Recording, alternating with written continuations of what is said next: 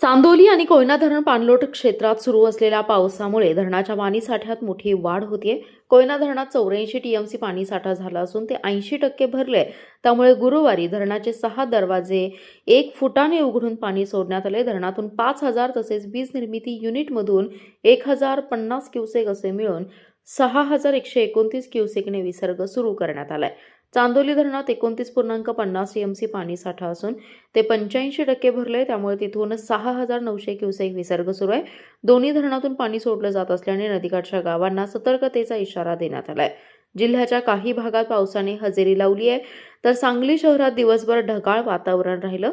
कोयना धरणाची पाणी पातळी नियंत्रित करण्यासाठी गुरुवारी सायंकाळी 5 वाजता कोयना धरणाचे 6 वक्र दरवाजे 1 फुटाने उघडून 5079 क्युसेक विसर्ग कोयना नदी पात्रात सोडण्यात आलाय। कोयना धरण पायथा विद्युतगृहाचे 1 युनिट सुरू असून त्याद्वारे 1050 क्युसेक विसर्ग सुरू आहे।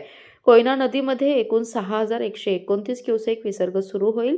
चांदोली धरण क्षेत्रातही पावसाची रिपरिप सुरूच राहिली आहे। धरणात 29.50 टीएमसी पाणीसाठा झालाय। त्यामुळे धरणातून विसर्ग सातत्याने वाढवला जातोय। गुरुवारी 6900 क्युसेकने विसर्ग सुरू करण्यात आलाय। त्यामुळे वारणा नदीच्या पाण्याची झपाट्याने वाढ झाली आहे। कृष्णा नदीच्या पाणी पातळीत वाढ होत असल्याने सांगलीतील आयर्विन पुलाची पाणी पातळी 15 फुटांवर पोहोचली आहे।